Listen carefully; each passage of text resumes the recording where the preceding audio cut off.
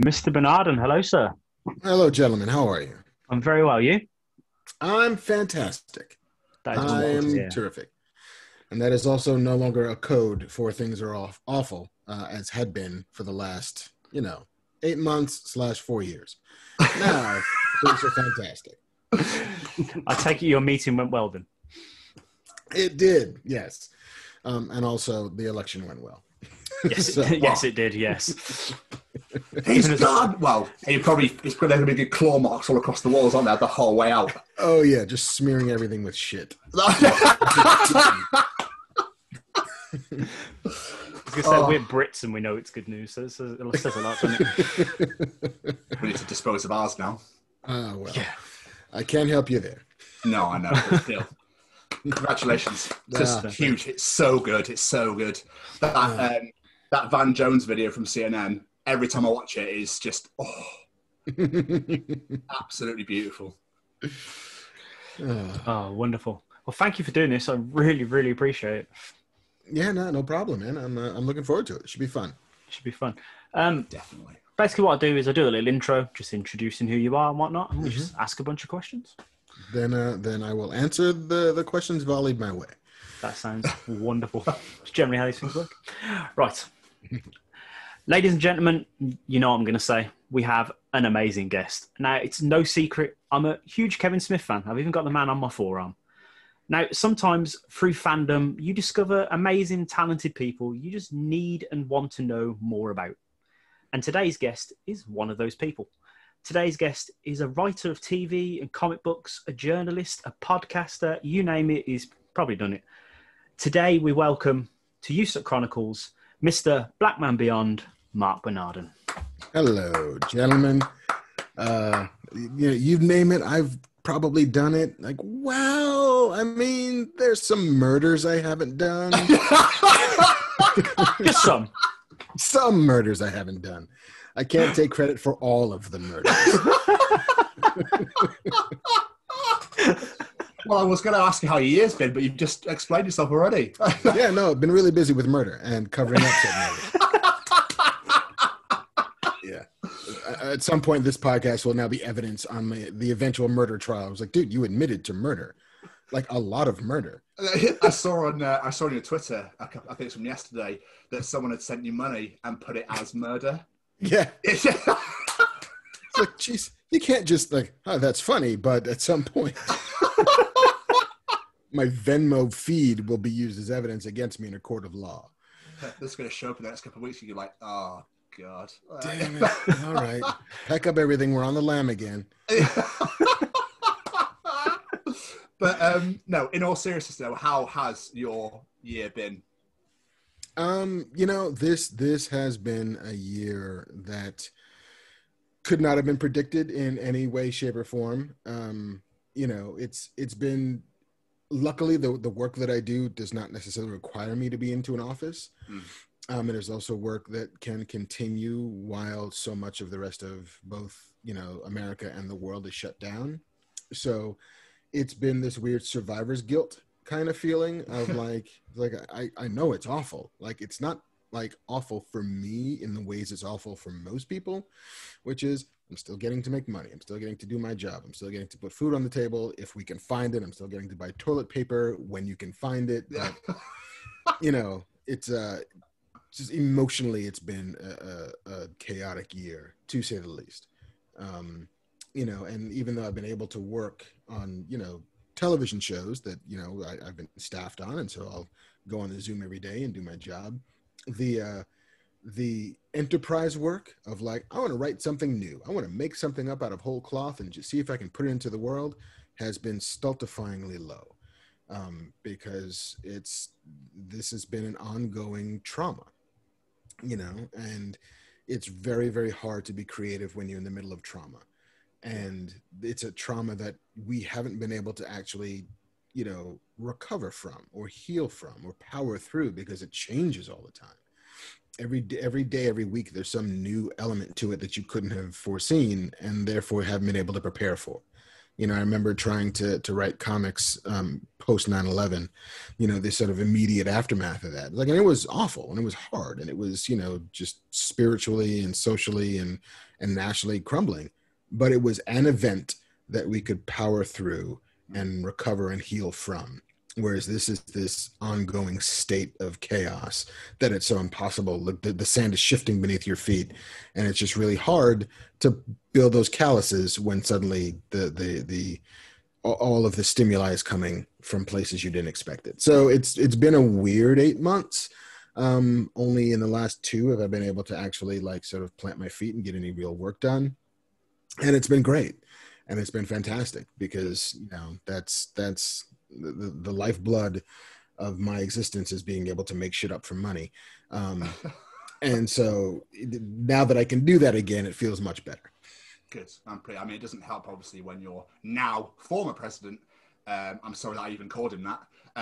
Obviously, didn't even believe in it himself and wasn't wearing masks, and obviously no one was really locking down anywhere. And obviously your totals were just skyrocketing. Which was shocking. It's amazing how much we take simple things like logic and science and medicine for granted. Yeah. Until reason seems to just leave the building, and it's maddening when you hear reports and of learned folks, of people with actual degrees in this, who say, give us 10 weeks, we can make it all go away. If you just do these things, we can make it go away. And to have a country, half of it, unwilling to even entertain the idea of just doing these things, which are minor inconveniences. Like, it's going to suck. I get it. And you can't go out of the house. You got to wear a mask when you do. But just fucking do it for 3 months, gang. Yeah. 3 months and we're done. Like, if we did it in May, we'd be back to school. Yeah. And like, son of a bitch. It's the same here. People just don't want to do it because it's an inconvenience. And now we're back in lockdown again. And it's everybody said it would happen. Like, it's not as if it's a surprise. Like, hey, gang, if we just do the right thing, then we can find a way to suppress it enough that we can then begin to work on vaccines, and we can begin to talk about things like herd immunity or whatever. But nobody did it, and so here we are again. Well done, world. Congratulations. Yes. Well done. Oh, woo. Heat death of the universe can't come fast enough. Right, let's cheer things up a little bit. Indeed. Yeah. Take us back to where it started for you. Where did the writing bug get you? What made you go down this path? I think I've always been a nerd. One of my very first real legit like human person memories is seeing Star Wars. And that sort of feeling of like, this is like nothing I've ever seen before. And there's laser beams and flashy swords and spaceships, and that's cool. And hey, that lady's neat. And there's a giant walking dog. That's awesome. Oh, and we get more of these. This is phenomenal. And it wasn't until I saw Flash Gordon, which is still one of my favorite movies ever, that I realized that people made these things, that they just didn't exist in the world. Because, until you realize that, you might as well think like, oh yeah, just shit like this happens. It just exists. Like, oh no, somebody made this. There's names in the front of this and names in the back of it. There's no Mongo, sadly. And once I started paying attention to the fact that people made stuff like this, and then some of the same names would make the same things that I liked, it became clear that like, no, this is a job that some people do. And it's a job that, is theoretically possible to have. I was always a bit of a creative kid, loved comic books, loved pulp novels, loved science fiction, fantasy. Couldn't draw to save my life. It remains this like, man, if I could draw, that would be the best. Drawing to me is like being able to play the piano, where you can like sit down and make something entirely beautiful in and of itself. Like, writing is hard to do that, unless you're fucking Faulkner or Stephen King or James Joyce or whatever it is. But like, if you can draw a drawing, man, like, girls will like it if you could just draw a drawing. Like, if you can sit down at any piano and play a song, come on. Like, it's so much like taking the flute. Like, nobody really wants flute showing up. But like the piano, man, like, that's pretty awesome. But so I wanted to be able to draw, but couldn't draw, but still wanted to be able to, kind of tell stories. And so it fell into writing for me. And I also, like, English was the best class that I ever had when I was in school. Like, I was useless at the maths or the sciences, but the Englishes and the words were where it all kind of clicked for me. And then I wanted to be a filmmaker. I was like, look, you don't have to draw to be able to put these images out in front of people. Just be like Spike Lee. I don't know if he can draw, but I'd like to be Spike Lee.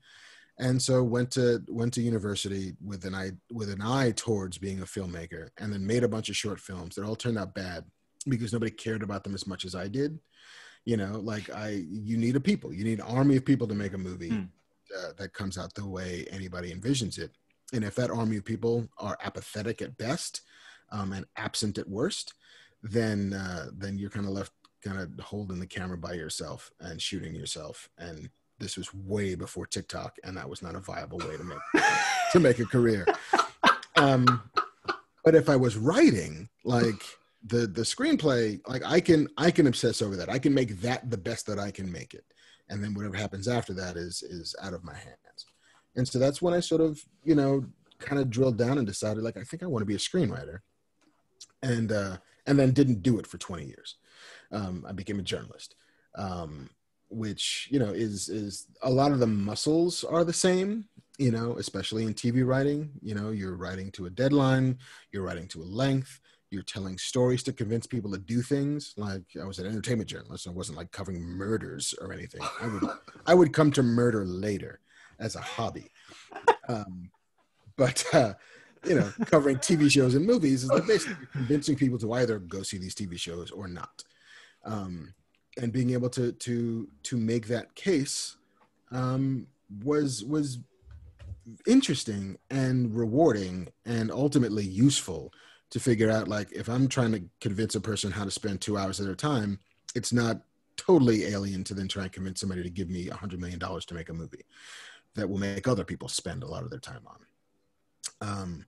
And so, yeah, I was a journalist for almost 20 years. And then finally, after peeking over the fence of the world that I wanted to be in, I finally got a chance to hop it in the last few years. And it's been great.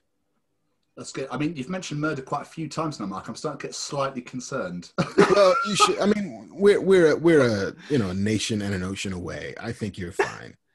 Are you sure? You must know a lot of people. Sadly, nobody in immigration. I can't get a visa. Thank God for Corona. Everything's locked down. Thank God. I'm safe for now. You guys are keeping it together. Excellent. So I take it magazines is where you started out then, mags in the Los Angeles Times and the Hollywood Reporter, am I right? Yeah, I mean, my first job out of college was at a tiny science fiction magazine called Starlog. Which way back in the day was like the first science fiction magazine. Like, there was Famous Monsters of Filmland, and but Starlog kind of grew out of the nascent convention scene in the US, and out of an ongoing love for Star Trek reruns. And so Starlog became that place where you would go to see your first pictures of E.T. or Wrath of Khan, or, you know, set visit reporting from Raiders of the Lost Ark or Aliens, you know, like that was their business, and they were in it for a good 30 years or so before eventually the internet killed them. But yeah, so that's kind of where I learned to edit stories for clarity and length, and talk to other writers about, you know, what's working in their story and isn't, you know, how to best tell the story they want to tell. Like, as an editor, that's the job. The job is to help the story that you're editing be the best version of itself, and help the writer get it there. And so learning how to do that, and learning how to talk to other creative people, and learning how to interface with other departments, you know, being in a TV writer's room is very much you're telling somebody else's story, and you're helping them to tell it. And how best can you help that person convey that vision? And, you know, try to be additive when you can. Don't be negative if it's pointless. You know, it's pitch, don't bitch. It's pitch solutions, don't just complain about problems. But yeah, it was Starlog, and then Entertainment Weekly, and then Hollywood Reporter, Playboy, Hollywood Reporter, LA Times, and then vanishing from journalism entirely. So, like, when you write your segments and stuff, then do you get to decide what you're going to write about, and people then go, "Oh, I like that, but maybe change this or whatever," or do they go, "Here's a brief. This is what I want you to write this month"? In television, it's we're all kind of deciding the story we're going to tell. If you're working on a good show that's got a good showrunner, who absolutely will come in with an idea and say, "Hey, listen, guys, this season of blah show, we're going to tell the story of how this character learns how to overcome X. Here's who the big bad is going to be. And we have a feeling we want to end with those two characters dead, those two characters in love, and that guy, the new big bad." And so, okay, great. That sounds like a plan. Now let's all figure out how to chop that loose idea into 10 episodes of television. Okay, great. Now we kind of know what these 10 are. Now we got to go inside each one of these 10 and say, all right, well, now what's happening in this episode that connects the dots and tells that long overarching meta story? It's like, oh, okay, great. That's that episode. Great. Now what are the scenes in this episode that help? Like you're working from macro to micro. You start big and then you go down small. So it's what's the whole season? What's the whole story of the show? What's the season? What's the episode? What's the scene? And what's the line of dialogue in that scene that helps make it happen? So it's less, somebody's giving me a dossier filled with top secret information about plot and character, and more like we all kind of came to this agreement together. We're all working on all these episodes together. Yeah. Once you get down to we've all decided what the scenes are, that's when the writer goes off by themselves and in a dank warren of a place and just gets to work, and then brings that script back to the room and say, "Hey guys, I wrote a script. How does it feel?" And then everybody reads it. Everybody gives notes. You go back and rewrite it, and that's the job. It's writing and then rewriting and then rewriting, and then they steal it from you, and then you can't rewrite it anymore. I had an image of someone coming with their briefcase with the handcuffs. Yes. Oh, yeah. Put it in the case, sir. Yeah. Put it in the case. See, you said Starlog was your first job outside of college. Yes. Did you get an education in writing, or was it somewhat of a natural, just came to you sort of thing? When I was in college, my major was communication arts, which was very loosey-goosey, kind of daffy, not particularly refined. But part of that was, I took some creative writing classes. I took a couple of screenwriting classes, but it was mostly, part of being a journalist, especially an entertainment journalist. And I focused a lot on reviews. I was the film editor for the LA Times, and doing that, I was overseeing the critics. When I was at EW, I oversaw the movie review section, the video review section.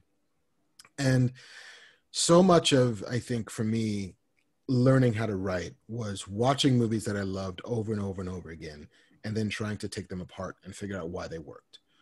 It was a bit of reverse engineering. It's like, all right, now Aliens is a perfect movie. Now, why is it a perfect movie? What is it doing in every given scene? Like, what information is being conveyed? How is he using suspense? How is he using humor? How is he, setting up characters that, will twist this way? How is he building in sort of these reveals that will eventually help, push the plot forward? How is he defining character? It's all a bit of, movies are magic anyway, but they're magic that you can absolutely learn how those tricks are pulled off. I'm not going to say that I was quite the like video store scholar that Quentin Tarantino was, but the ability, and now it's so much easier to do than it was when I was a kid, but to get your hand on a screenplay and then watch the movie while you're reading the screenplay and saying, oh, that's what that does. Oh, that's how they achieve that. Oh, okay. If you put in parentheses, smirks, then that's why Indiana Jones gives a little bit of an offhand look. It's looking at the tools while you're looking at the car, the tools built at the same time. And for me, a lot of that was being a critic, was learning, like, why do I like something? And why don't I like something? And when I don't like it, why don't I like it? I do get a fair amount of knocks on the internet for hating everything. And it's like, well, it's not true. I don't really hate everything. But I'm candid about my opinions on things. And it's always an effort to understand why. Like, why doesn't this work for me? Whereas something else does. What can we learn by this, not quite abject failure, but failed attempt at whatever. Yeah. Like I don't particularly hate, Justice League. I don't think it's a good movie, but I'm fascinated by why it's not a good movie. So bad. And it's like, oh, that's fine. You guys can, you think I'm a pessimist. I'm trying to, I'm creatively critiquing this in a way that hopefully makes the work that I do better, and at the very least helps other people try and understand for themselves, why they like it or don't. Like it's, and I think that for me was the biggest film school. Like I read a bunch of screenwriting books when I was younger, and it got to the point where, you would maybe take one or two little bits of information with you, but they eventually all kind of said the same thing, which is here's kind of the form, here's the 3-act structure, here's reversals and twists, here's how this kind of thing works. And then beyond that, it's go off and do it and make a bunch of mistakes and then learn from those mistakes and find the movies that you like that do it really well, figure out why they did it well, and then steal from them. If people are having a go, you've been pessimistic all the time. Apparently, you wouldn't be much of a critic, would you? That does not take away completely from the job role.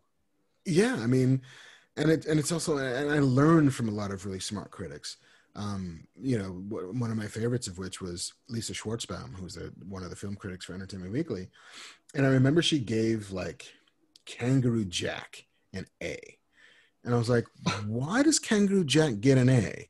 And she said, it achieved everything it set out to.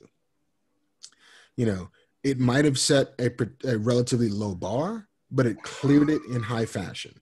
Like I would rather a movie that just wanted to be juvenile and silly and funny actually be juvenile and silly and funny than some like high-minded art film that is just ponderous and boring without actually being good.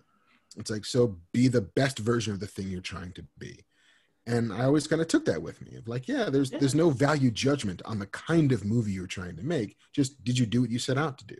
And if you did, or the closer you got to it, the better, quote unquote, a movie it is. And so that, I'm agnostic when it comes to genre to a certain degree, where it's like, whatever. You want to make that movie? Cool. Is it good? You want to make this? Fine. Great. Is it good? Like, I'll sit through Twilight and be like, this doesn't work for me, but I 100% understand why it works for who it works for. Like, and that for me was film school. That was my education, is being a critic, is paying attention to the things that I watch to try and get under the hood and see why they do the things they do and how they work when they work and why when they don't work, they don't work. And luckily, it's also my favorite thing to do, which is watch movies over and over and over again. Did you ever get anyone come at you being like, Bernardin, what are you saying about my movie, mate? Come on. I'm trying to think. I did have every now and again, and luckily it's always friendly. Because people that I don't know who make movies that I may or may not like, they're not looking for me to come and, give them, critiques about it. But every now and again, there'll be something that a friend of mine has worked on, and I will, gently rib it. And I'll be like, well, dude, it's in there. I'm like, but is it though? Is it though? I'm not sure. But no, I think that creative people can understand that my critiques are not coming from a place of antipathy or hatred or venality. It's just, I think that one thing was more successful than another, and why. Why didn't this work for me is a valid critique, and I hate this because I hate it is not. So hopefully there's not a lot of ill will, or they're keeping it a secret from me. And either is fine. But then it's like, you don't want to come at me though, because otherwise we'll be talking about murder. Murder most foul. There's that M word again. So you went for journalism, and was it from journalism you went into comic books? Yeah. I was when I was at Entertainment Weekly. You know, had been a comics fan since I was a wee lad, a preteen. And when I was at EW, it happened to be at the time when like Spider-Man came out. And not the 78 Nicholas Hammond television show, but the actual Tobey Maguire movie that made like $500 million worldwide. And I was able to go to my bosses and say, hey, you know, it seems people like this because everyone saw it. And maybe they might be interested in reading some comic book coverage in the magazine, since they will have seen Spider-Man and then want to go to the comic book store and say, what's like Spider-Man? Like, maybe there's a way we can do some service journalism and do some regular comics coverage. And he said yes, because, you know, that made sense. And in starting up EW's comics coverage in the real regular, I was able to go to things like San Diego Comic-Con and New York Comic-Con and start to meet the people who made comics. And you know, I don't know if you guys feel this way, but I always thought the people who made comics were like wizened elders who lived in, you know, in palaces atop mountains. You know, and then like you meet somebody like Ed Brubaker, or, you know, it's like, you're my age. Like, you're just a guy who makes comics, like really good comics, but you're not like Will Eisner. You're not like some 75-year-old grandfather who holds the secret talisman and the key to wonder and glory. You're a guy who read a lot of pulp novels and like synthesized it into your own style. That's cool. You know, and like meeting comics creators for the real first time and meeting publishers and editors and, you know, lots of them who had been, you know, happy that EW was covering comics in a real way would, you know, always say like, hey man, like I've read your reviews, like you can write. You ever think about writing comics? And I would say yes. And I said, well, what do you want to do? And then I would pitch them ideas. And then a couple of them found purchase and, you know, was able to start working, doing a couple creator owned like graphic novels and able to do a little bit of work for DC and Marvel. And then had to stop covering comics because I couldn't, the same hand couldn't be both giving and taking. You know, I couldn't be taking money from DC Comics and then assigning reviews of DC Comics, whether or not I was fair or equitable.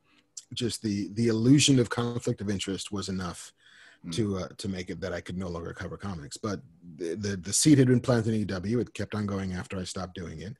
And more importantly, at least for me, I got to actually start making comics. Which is the dream and also the nightmare, because comics are the hardest thing I've ever written. Because unlike writing a movie or a TV show where, you know, the thing you don't really have control over is time per se. Like you're just kind of writing like, hey, so this guy walks into this room and he shoots him in the face and then he takes the briefcase that's tied around his arm and then he runs out and there's a car chase and the car chase goes on for like, I don't know, whatever, like 3 or 4 pages. And then there's a kissing scene and then the bad guy. Like it's all very like, you're just kind of writing to write. Yeah. But comic books, it's all right. How many panels are on this page? How many balloons are in each panel? How are you conveying the little architecture and the math of how this page is laid out? You know, what information are you choosing to show in these, you know, still captures of time? It's, you know, it's something like, you know, math plus creativity plus playwriting plus screenwriting. It's a bear of a form to work in, especially if you've never done it before. Even if you read comics your whole life, it's like, this is fucking hard. I wish I could draw. Yeah, if I could draw, I'd know how this works. That'd be so much easier. So with the comics then, are these creations of your own? Or again, were these pitched ideas to you that you went, yeah, I can write that? It depends. Like, you know, some of the stuff that I've done in comics is stuff that, you know, I or myself and a co-writer, my friend Adam Freeman, would be like, hey, we got this idea. Who will help us publish this idea? You know, and that's how a book like Genius came together at Top Cow. That's how a book like The Highwaymen came together at Wildstorm. And then sometimes it's, hey, do you want to write The Authority? And we'll say yes. Like, hey, do you have a Nightcrawler story in you? Yes. We can totally make one of these up. It kind of, you know, not to say 50-50, but, you know, the demands change given, you know, each and every opportunity. My preference is to make stuff up. But every now and again, someone will say, do you want to write a Spider-Man story where he meets a member of the Top Chef contestant corps? And I will say, yes, I do. I can totally make a story where Peter Parker is going to a Top Chef competition and Mysterio crashes in. And so we'll talk about food and flambe, but also murder. Absolutely incredible. Oh. Doing my research, I saw that The Highwayman is being turned into a movie. Yeah, like it comes around every few years. You know, when the book first came out, there was a lot of interest. You know, we got calls from Warner Brothers and New Line Cinema and a couple of other places. We all kind of dug it, and we're like, yeah, no, I'm super happy you like it. It's not ours. You know, belongs to DC Comics. If you want to make that movie, you go ahead and make it. But we don't control it. We don't own it. It's theirs. And, we get these sporadic kind of, updates like, oh yeah, by the way, this person's adapting it. Oh, that's cool. It's like, oh, by the way, this studio has it. Oh, that's also cool. And so the most recent was like, yeah, there's some screenwriters taking a whack at it, and Warner Brothers is hot to kind of make it. And we both say, that's cool. I guess they'll invite us to the premiere, but, hopefully, I don't have anything actively to do with it until such time, which is entirely possible, where they will come around and say, hey, it turns out that we own this book that you wrote and you're an actual working screenwriter. Do you want to write your own movie? And then I'll say, yeah, yeah, I'll do that. I bet the critic in you, and obviously because you wrote that to begin with, when you see the movie, if you don't write it, it's got to be painful for you. It's like, I would have done this, I would have done this, I would have done this. It probably will be, but I will also assume that the money is part of what makes that go away. Money has an incredibly palliative effect. Like, oh, wow, that would have hurt except for all this cash. I'm currently lying in naked swimming. Yeah, this landing would have been so much harder if not for these stacks of 20s. Yeah. Oh, all this money. No, you've worked on some incredible franchises as a writer. Star Trek, Castle Rock, and even now on Picard coming up. What was your foot in the door for TV work? The foot in the door for TV is 9 times out of 10, it is you wrote a sample. Usually it's an original idea. Sometimes it's a speculative episode of an already existing TV show that people like, that people sort of take a cotton to. My foot in the door was I comics, actually. Comics. Genius got me my first agent, a fellow named Eric Reed, who currently is at William Morris Endeavor. But he read the book and he was like, I think I can sell this. I said, I'd sure like to see you try. And he didn't, because I knew it was going to be a hard sell. But he was like, I like you. What do you want it to be when you grow up? And I said, well, I think I want to be a TV writer. He says, okay, write me a pilot that I can use as a sample and be willing to come to Los Angeles for meetings. And then if you get staffed on a TV show, you have to move in a weekend. And I said, oh, okay. Yeah. All right. I'll give it a go. So I wrote him a pilot, which looking back on isn't great, but I can see why, certain people liked it. I went out to Los Angeles I was living on the East Coast at the time. I was living in New York. And so I went out to Los Angeles and took a bunch of meetings. And then once I did get hired on Alphas, I got the word on the Thursday and they said, you got to be in the room on Monday. And so I had to move across country in 72 hours. Like leaving my family behind because like at best, this is a temp job. So I'm not going to pull kids out of school and just crater a bunch of lives in order to go chase this dumb knucklehead dream.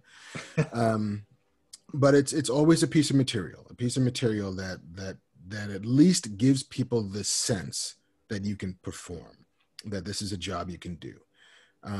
The longer you work in TV, the less that piece of material is necessary, because it becomes like, oh, well, you've worked for those 5 people and they don't hire idiots. So clearly you're not an idiot and you can do this work. So yeah, come aboard. Let's go make some TV. But it happened with Alphas. It happened with Castle Rock. It happened with Treadstone. It was all, the showrunners read a thing that they're like, oh, okay, I see how what this person can do can be a part of the baseball team I'm putting together to help tell this story, or, you know, football team to help bridge the USUK gap. Do you get to write your own episodes? You know, most of the time, yes. You know, it's still, you know, harkening back to that example of, you know, the entire room is helping to tell the overall story. Yeah. And you'll get a chunk of that story to tell for yourself. But yeah, it's, hey, all right, you're writing episode 7, and here's what's happening in episode 7, a thing we've all decided on. We'll see you in a couple of weeks. Let us know when you've got a draft. And then you go off and you're in your basement, you know, radioactive bunker, and you hammer out 60 pages of screenplay, and then you hand it back in. But yeah, it's an incredibly rewarding experience when you can, you know, when you get to do that large overarching story and then start distilling it down, and then you get to write your piece of that story, and then watch as it kind of dovetails with what came before, and it hands off to what's going to happen after.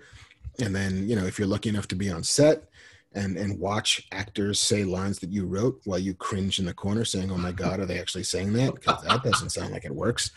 Or, oh my God, these are great actors. They made that shit sound great.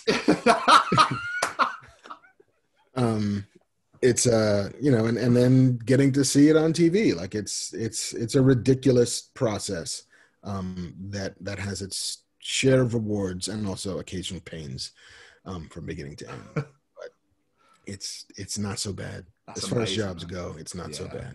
That sounds incredible. Did I see one of your earliest jobs as an intern on DS9? I was. When I was in college, I entered a writing for television competition that was open only to college students. The grand prize of which was a summer in Los Angeles interning for 2 television shows, one of which was being produced by the guy who funded the competition, Gary David Goldberg, who had created Family Ties and at the time was doing Brooklyn Bridge, which I think was on CBS, a sitcom, and a show to be named later. And so I wrote a Star Trek spec because it was the only show that I watched enough to actually know who the characters were, enough to be able to like write dialogue for them. So I'm like, I'm going to write a Next Generation spec, and I'm going to, whatever. I'm sure it's awful. It's probably not long enough, but I'm going to do it because it sounds like fun. So I did it, and I won this thing. And so the summer between my 11th and, nope, hold on, not 11th and 12th. This would have been junior and senior year of college. So I was 17 years old. I spent the summer in LA. Like, you know, they rented me an apartment, and I didn't have a car. You know, I wasn't old enough to drink, so I had a bike, and I'm riding my bike all over LA. And I got to work on the Paramount lot for like 8 weeks. And the first 4 weeks I was on Brooklyn Bridge, but they were kind of done with the writing process. They were shooting at the time. So I can just pop over to set and watch them shoot. And like being on set, the first time you're on a set is the most amazing experience in the world. Like just getting to watch like the lights and the camera guys and the makeup and all of these moving pieces all working in harmony.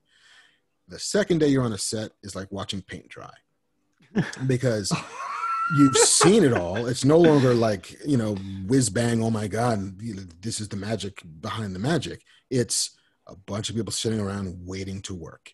You know, the actors are sitting around waiting for the lights to be hung, waiting for the cameraman to pull focus with stand-ins. And, you know, for every 2 minutes of screen that's shot, there's about half an hour of sitting around waiting.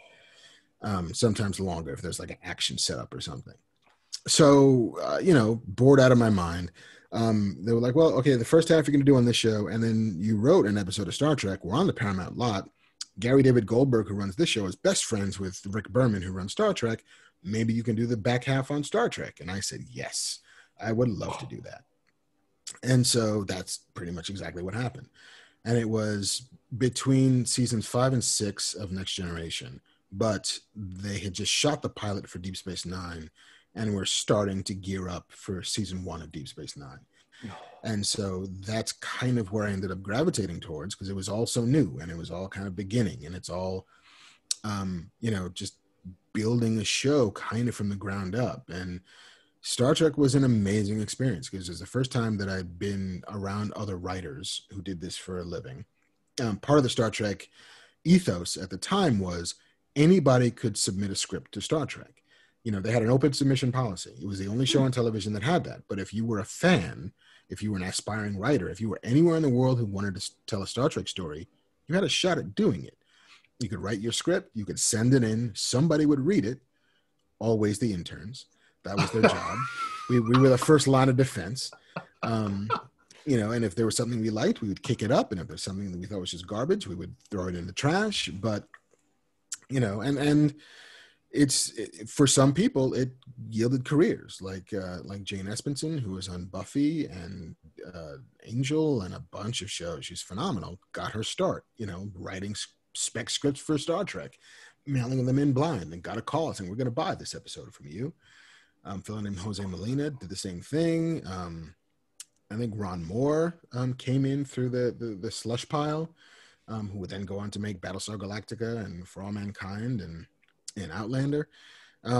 It was a real legit way of breaking in, but the interns read all the scripts. So always be nice to the interns. Done. That is awesome. Yeah.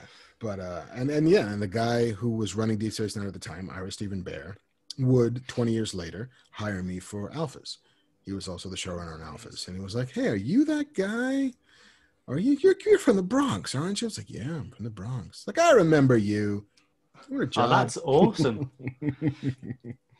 Now, I would be a terrible fan if I didn't at least touch on your work with Kevin. So how did you two meet? We met. I was working for Entertainment Weekly, and I was doing a story on rankings, like Fashion Week or something, and we were ranking comic book superhero costumes, and they wanted some like voice of authority, and you know, and this must have been like, you know, 15 years ago, and Kevin, of course, is and always was the only real voice of comic book authority for a long time. So it's like, let's see if you can get Kevin on the phone and have him do it. So I called him up, or I called up his press people. And they put us in contact, and we did a quick like phone interview. And I said, all right, that was fun. See you later. And then like a year after that, I think it was Jersey Girl. It was either Jersey Girl or Zach and Miri. I was like, well, I want to do a filmography. Like, I'd like to get Kev to just walk us through his entire catalog. And he was down to do it. And I was supposed to call him on the phone. And he was like, hey, can we do this over instant message? Like, I'd rather write. I'm a writer. Is that cool with you? And I was like, yeah, man, I don't have to transcribe anything. I hit the sound of my own voice. This is perfect. So we get on instant message, and, you know, we just fucking chat for a couple of hours. And it's like, all right, man, that was fun. Take it easy. But then he would still every now and again just like pop up on my instant message. This is back when AOL was the only way to communicate with anybody. And he first just asked me like dumb, like syntax questions. He's like, I'm writing this letter. Do I use a semicolon or a colon here? All right, man, probably a semicolon. Nobody knows how those work, but sure, go for it. And then it would just be like, hey, man, did you see the Hulk? You know, it's like, yeah, man, I saw the Hulk. So what'd you think? It's like, and we would just start like chatting, like nerds would chat about stuff. And then he's like, hey, I got this poker game in Jersey. I come back home every, couple of weeks and roll a poker game. Do you play poker? And I said, not well. He said, perfect. You should come and play poker. And so like every couple of months, because I was living in Jersey, and he would come back and, we'd play poker and hang out. And then I would come out to LA, usually before Comic Cons or whatever. And he'd say, hey man, I just finished a movie. You want to come to the house and see it? And I'd say, sure, I can do that. And, just do it. I'd watch the movie, we'd eat pizza and hang out for a couple of hours, and I'd then go my merry way. And then when I was out in LA for Alphas, when I first got on staff, he was like, hey man, you're here for a while. I do this podcast with my wife. You should come on and be a guest. And I said, all right, man, whatever you want. I rolled over to his house and did a +1 episode with him and Jen. And he's like, oh, that was fun. We should do another podcast. I was like, if you say so. And then like a year and a half after that, I was like, I just moved to LA, Kev. I'm working for Hollywood Reporter. It's like, oh, cool. You should come on Fatman on Batman. I don't know, come up with a list of your 10 favorite Batman comics. And I said, all right, I can do that. And he was like, oh, no, wait.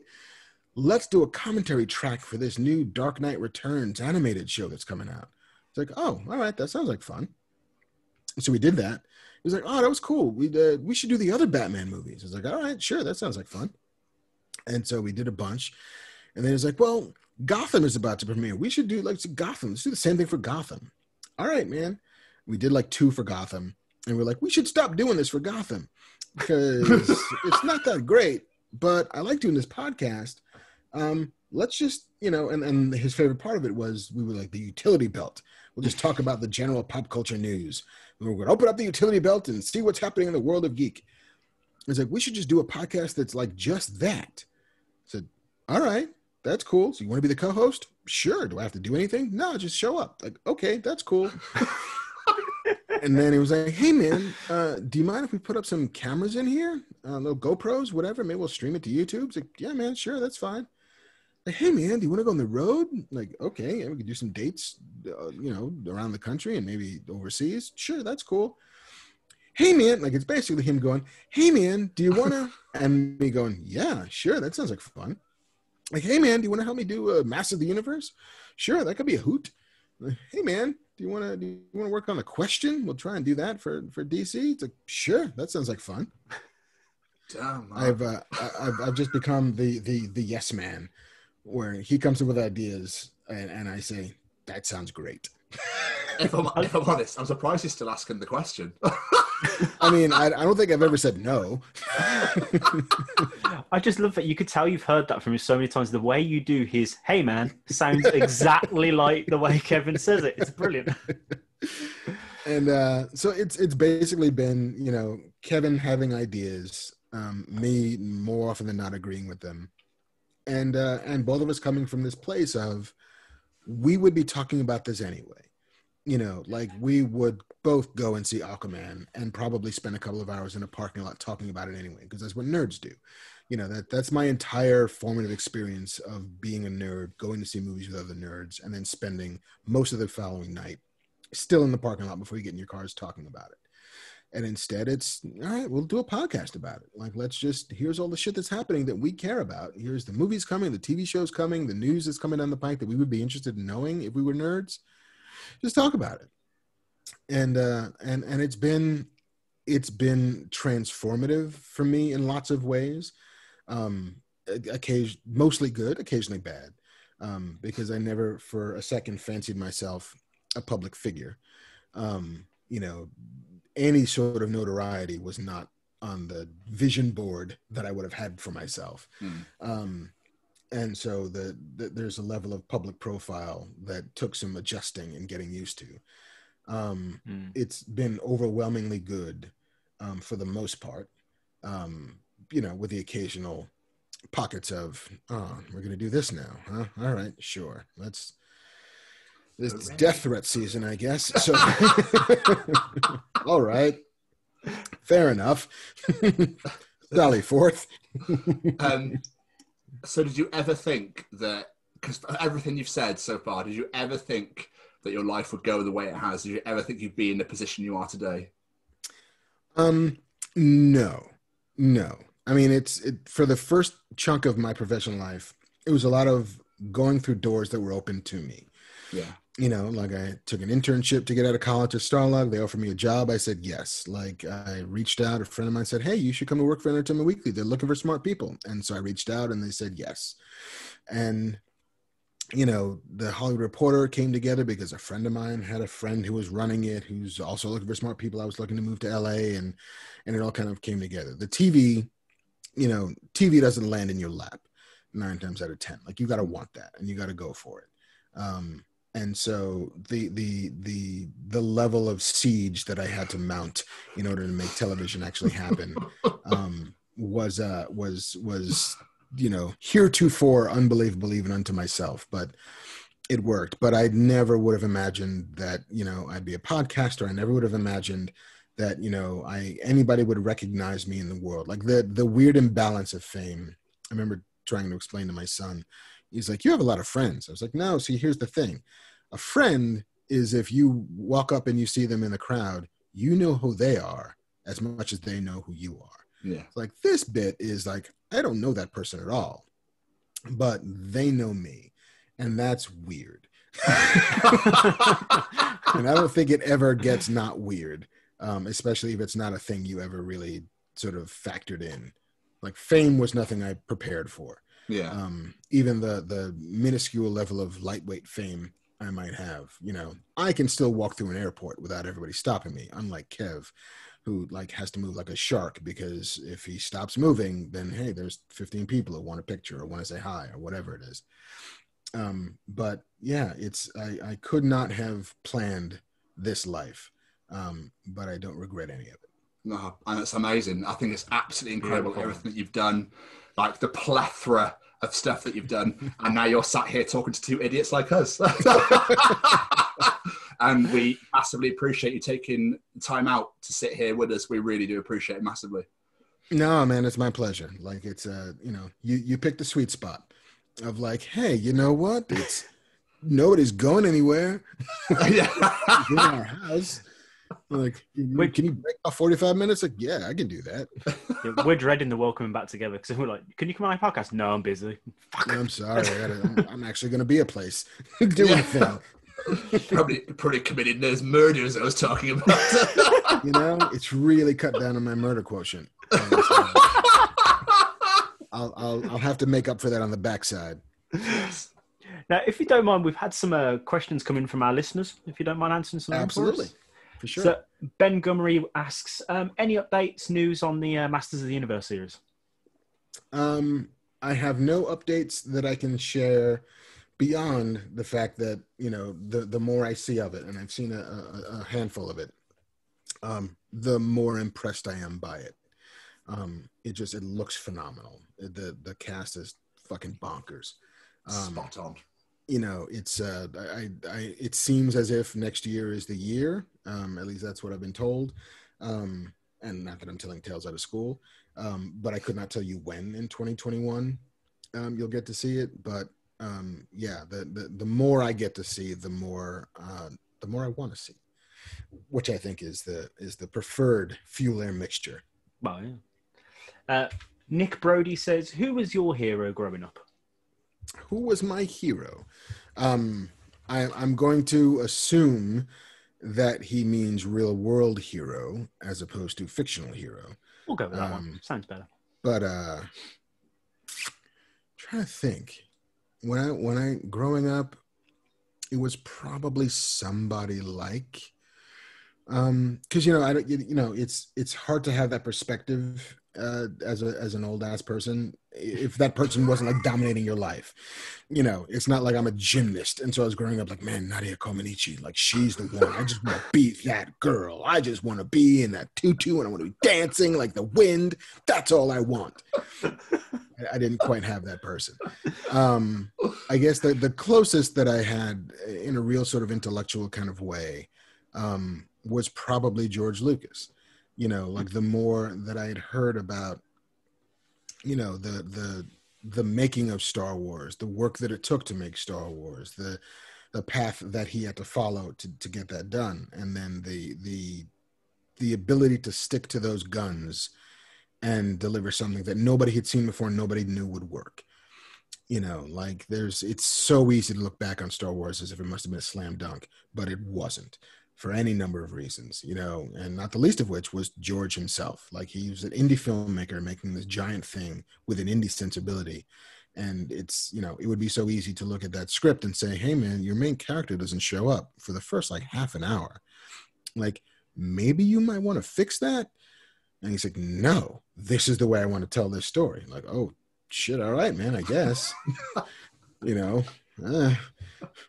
But, if we're supposed to be all about this Luke Skywalker guy, then maybe we need to see him like in the beginning. Nope. And worse, we're going to just follow a couple of droids as they roll around the desert for a while. Why? We don't know. What are they looking for? Unclear. Just roll with it, man. Just roll with it. Just come on. Just give me this. Just trust me. And also, we have to fly to Tunisia to get this done. We're not just going to do this in the SoCal Valley. We got to go to Africa and shoot this with a bunch of dudes in suits, and they're just walking around the desert. Why? So yeah, just that commitment to his own vision and being able to eventually build, what he built on its back. as a creative person was very inspiring. Conan the Barbarian was my favorite literature hero growing up as a kid. I read all those books. I love those books. I read all the comics. It's not for kids, which is probably why I loved it so much. This is manifestly not for children. It does not obey the comics code. There's a lot of rape and beheading in here, so it's perfect for a 12-year-old. Now we know where that murder came from. Man, the murder, it goes all the way back. Jonathan Gambrell says, did having kids affect your writing process and the subjects you chose to tackle? Not immediately. The process became one of time. You know, I was always a person who wrote better at night as opposed to during the day. And having, I 100% am a like 10 o'clock at night to 1 o'clock in the morning writer. Okay. And it, children reinforced that because they were up all the time. And so like, I would just take the 10 o'clock to 1 o'clock shift of feeding children. And in between that shift, just, all right, well, I'm going to have to feed this knucklehead again pretty soon. So I'm going to get and it's also just the idea that time is not your own anymore when you have kids. And so it becomes like, all right, now when you do get that time, you have to maximize it. And so like, how much can I get done in these 2 or 3 hours before I pass out? As to subject matter, like, I guess it was the last 10 years or so, I became sort of aware that at some point I would like my kids to be able to read or watch the stuff that I do without it being, somewhat, like, buddy, listen, you are not ready to watch this show. I'm going to let you watch it, but you don't tell your mother. And so it just came to figuring out how to still tell the kinds of story that I like to tell for an audience that I didn't usually tell them to. I haven't shifted into full on Dr. Seuss mode, but every now and again, there's still some story that's like, oh, you know what? That would be perfect for like a children's book or an all ages thing. And then there's the like, oh no, this is just grimdark. We're not showing this to children. This is just all crimson and blades and murder. Murder for children. Oh, I love it. Brilliant. Last one from the fans. Alex Whiteley wants to know, do you think the current superhero fatigue will either encourage more original developments or cause more reboots and remakes? I think that there's always going to be the desire on the part of companies like Marvel and DC to simply kind of spit polish the IP they already have. They're in a custodial business of making sure that, like, yes, there's always going to be Superman and Batman and Wonder Woman and Spider-Man and the X-Men and the Hulk on stands because we just need to keep those copyrights viable and ours. There's no letting those guys slip into the public domain, so there will always be a publishing initiative to make people still want to buy these 75-year-old heroes. So that will inevitably lead to a cycle upon cycle of reboots and relaunches and refreshes and rehashes and all that stuff. But the good news is that there is still a very viable and thriving industry on original ideas and original IP, and places like Image Comics and Dark Horse Comics and Vault Comics and there's a bunch of places out there that are just telling new stories. And I think we will get to the point, and I do think it's cyclical, where at least Hollywood will begin to cycle away from that pre-established IP of like, I guess we're making a fourth Hellboy movie, even though nobody really wanted the third one. Sure, we got to keep going because duh, and be sort of emboldened by like the Walking Dead success, and just say, hey, listen, here's the thing that nobody knew anything about that just was good. And we decided to look to what was good, and like maybe we'll just see lots more of that. I think they'll go hand in hand. I don't think one disappears over the other. But I choose to be optimistic about the fact that there will always be a place for original ideas in the world, even if they become harder and harder to make happen. All it needs is for one giant one to break free. And everybody's like, where's our thing nobody's ever seen before? Yes, please. More of that. Yeah, Beautiful. DC films, though. You know, I feel like they're finding their way. They're slowly finding their way. Yeah. It just, I think they were enamored with the idea of like, oh, we got a universe. We should do a universe. Everybody's doing a universe. Here's our universe. And Marvel just beat them through the door. Yes, and did it a little too well. And now that DC seems to not be trying to like build to a giant story that are connecting all of these characters and just say, hey, man, Black Adam, we can get a Black Adam movie. Is Shazam going to be in it? Maybe. I don't know. What about Cavill? Possibly. That's cool though, right? Doesn't have to tie to anything. Doesn't have to lead to anything. Like it's just, you know, if the Joker has shown them anything, it's, you know, maybe just make a good movie. That would be great. If we started with just making a good movie, then that unlocks the possibility to do a bunch of other stuff. Incredible. Just get Christopher Nolan to write more. Christopher Nolan's Batman's unbelievable. Yeah, you know, and I am 100% sure that they backed up the money truck to convince him to do that. Like, hey man, do you have like another 3 Batmans in you? Yeah. We will give you all the money. You can have my wife, you can have at my house. Just take whatever it all. You want. Yeah, we will give you the actual Warner Brothers. We'll dig up their bodies. You can do whatever you want to with those corpses, man. Just make them dance. Wink, wink, and nudge, nudge, and all that. Incredible. How do you do? Right, before we get out of here, we like to play a little game with our guests. Could not think of the word guests, and don't know why. Subjects. With our suspects. All we do, it's 6 questions, quick fire round, answer them as quick as you can. Nice and simple. Fair enough. Favorite cheese? American. Favorite concert you've ever been to? Prince. Ooh, wow. Favorite Star Trek captain? Cisco. Good answer. Favorite podcast that isn't your own? Song Exploder. Don't know what it is, but great name. Yeah, no, I'll tell you after. Awesome. Favorite cartoon as a child/teenager? Bugs Bunny. Looney Tunes. And who would play you in a movie? Well, there's the real life version of me, and then there's the aspirational version of me. You know, like Denzel Washington plays the aspirational version of me. And Reginald Vell Johnson plays the real life version. I love it. Yeah, but Song Exploder, you guys would dig it the most. It's literally this podcast named Rishikesh Hirway, who will just interview musicians about how they wrote a specific song. And then the musician will just like literally go from, here's what I thought of it, here's where it came from, here's the original demo tracks, here's where we laid in this drum sound, here's where we found this. It's phenomenal. Like if you're a music nerd who just likes process, it is just nothing but that. That's amazing. Yeah, it's fantastic. That. Yeah, and there's now a Netflix version of it that actually adds like, you know, the visual component to it. But like they've had REM talking about Losing My Religion, and like here's where this song came from, and here's why he was fixated on a mandolin, and here's the original demo track, and Michael Stipe hates the sound of his own voice, so watching him listen to the original demo vocals is like kind of a treat.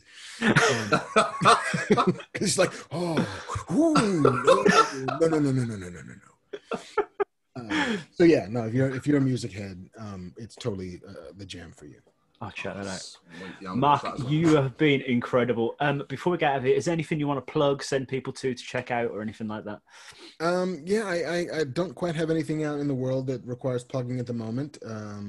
But find me on my socials at Marc Bernardin, anywhere you could look for me. And if there's anything new coming down the pike, that's where you'll hear it first. Incredible. Mark, thank you so much. You've been incredible. I really appreciate you taking the time out to do this for us. No, thanks, gents. This was fun. It's been a pleasure. Thank you so much, Mark, and enjoy the rest of your day. Thanks. Take it easy, guys. Take care. Take it easy. Later, man. Cheers. Bye. Bye-bye.